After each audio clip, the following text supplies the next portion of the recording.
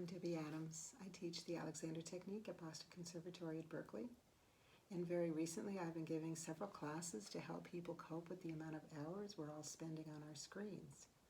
We've all been converting to remote teaching and learning, and it's a lot to ask of us to be on Zoom for 7, 8, 9 hours a day. So I've put together a few tools that I think might be able to help you.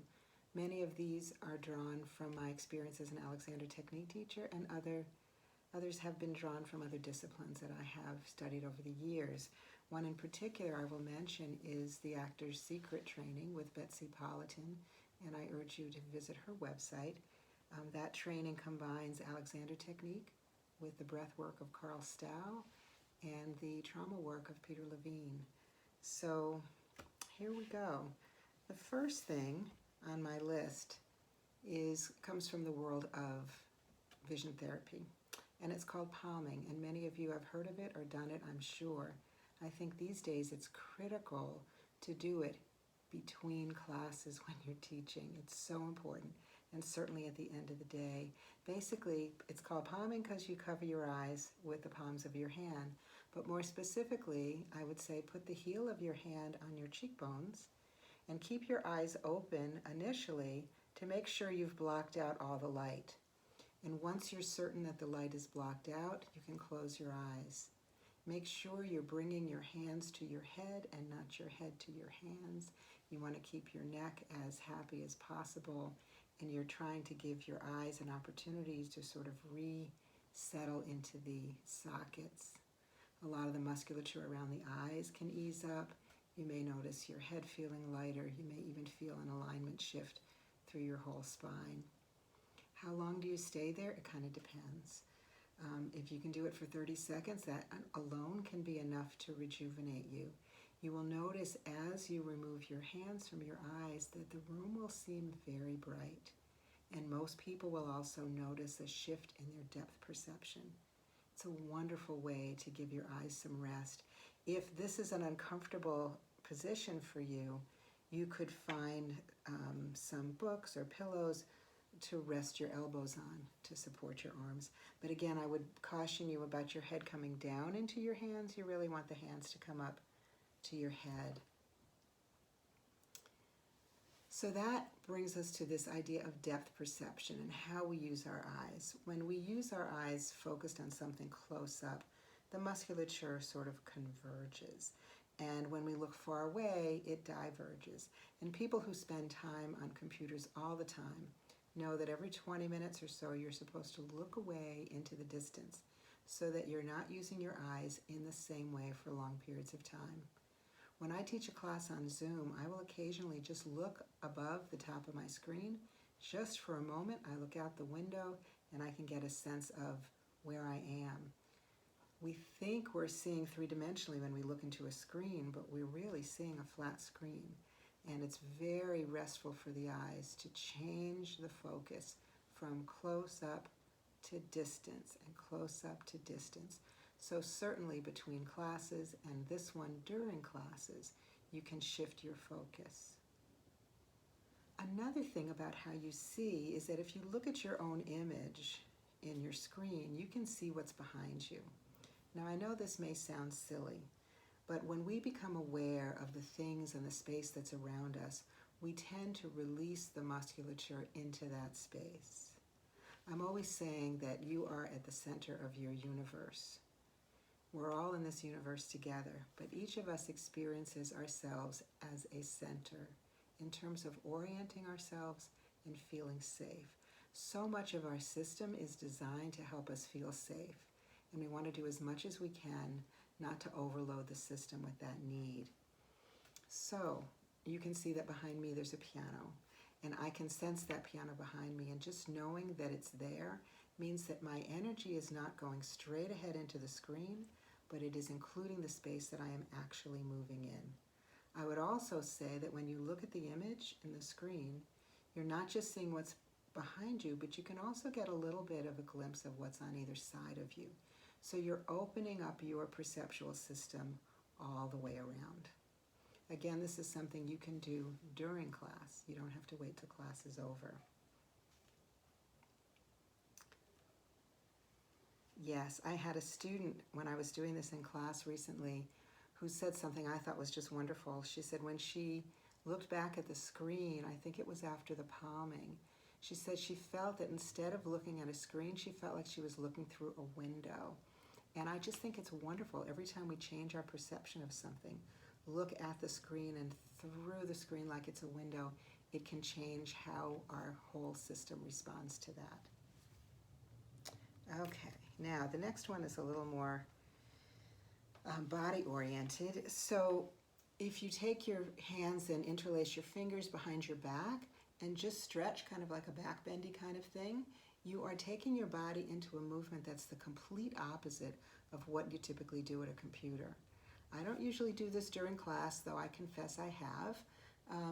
But again, between classes, before classes, there's a lot that you can do to help stretch your back in the opposite direction. It also means that when you come back to the computer, you might be more aware of the fact that you have been curling toward the device. Okay, next. Well, certainly incorporate movement breaks into your class. It's not just hard for you to sit there for a long time, but it's hard for your students as well. I also really encourage people to walk from class to class. And when I put students in breakout rooms, you need to walk to the breakout room. And when it's time to come back to the main room, you leave the breakout room, you walk around to get back to your main room. These are the little bits of movement that we are really missing by being in front of the computer all day.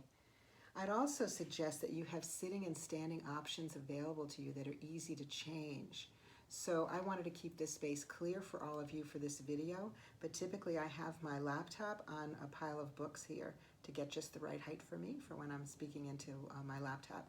But I also have a handy book ready to pile up in case I want to stand up in the middle of class. And so I want to make it really simple to sit and stand and change my position.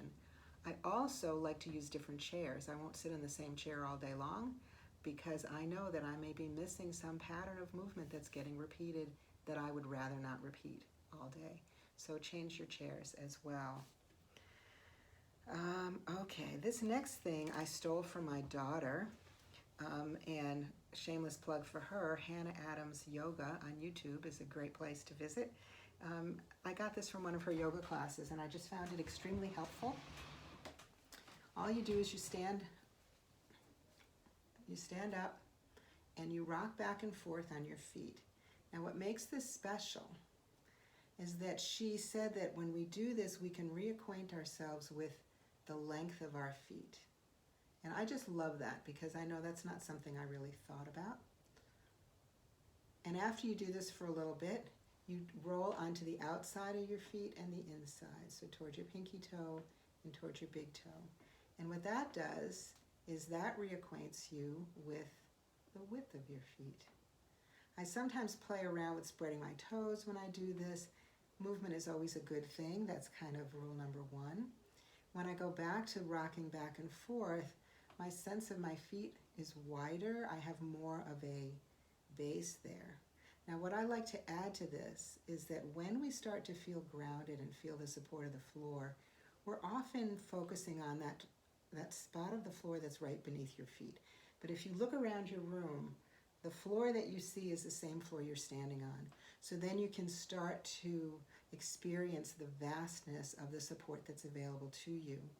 And when you bring this back to sitting, instead of just relinquishing that support to the chair, you can sense that support all the way down until you get to the chair. So you still have the support of the floor as you're sitting in a chair.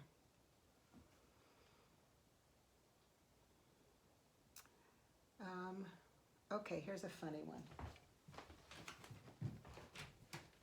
I like to use these spiky balls just to roll my feet on. It wakes up a lot of the sense receptors. Remember, we're talking about feeling safe in the environment, and we have a lot of receptors in our feet that help us do that.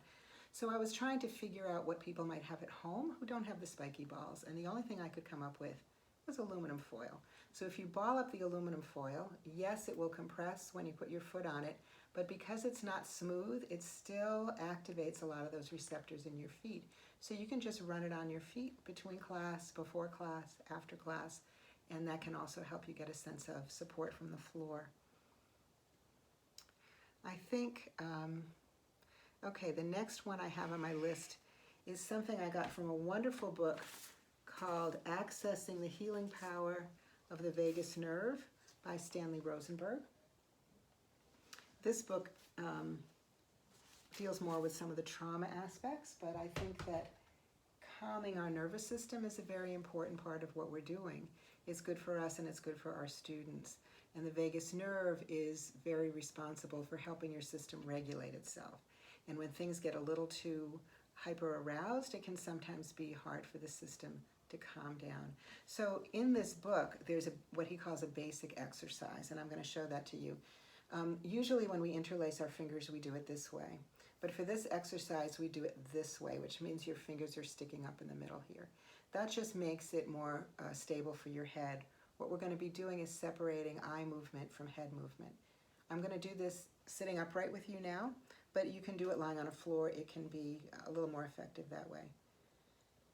So you stabilize your head with your hands that way, so that when I ask you to move your eyes to the left, you're not going to move your head, and your hands will give you feedback on that.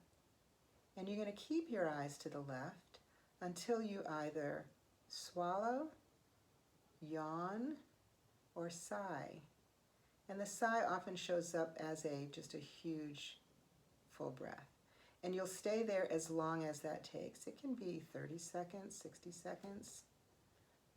And then you come back to the center, reestablish the relationship of your head forward, and then you let your eyes go to the right, and you do the same thing. You'll definitely notice a difference from side to side, and we could spend hours talking about what that might mean and how you can work with it. But if you wait for that signal of the sigh, the swallow, the yawn, that's a signal that your nervous system is re-regulating. And when you take your hands down, you might find that you have a sense of calm that you hadn't noticed before. Just a couple other things I'll add to this video. One is, I think right now it's really important for you to be checking in with your students on how they're doing. And I know most of you know that. But I did have a student tell me that it wasn't until they came to my class that somebody asked them how they were doing. Now, it wasn't at Boston Conservatory at Berklee. This is a student at another school. But I was really struck by the fact that that question hadn't been asked. And so as much as we need to take care of ourselves, we're also there to help take care of our students and to listen to what they're going through. The last thing I'm going to mention is what we in the Alexander world refer to as active rest. All you do is lay on the floor in semi-supine. That means your knees will be up. You put a little something under your head, enough that your head isn't falling back, and not too much. You don't want to feel like you're choking yourself. You let your hands rest on your ribs, and you stay there for about 10 minutes. If you can stay longer, that's great. That just gives your body the ability to release into the support of gravity in a way that's different from when you're vertical.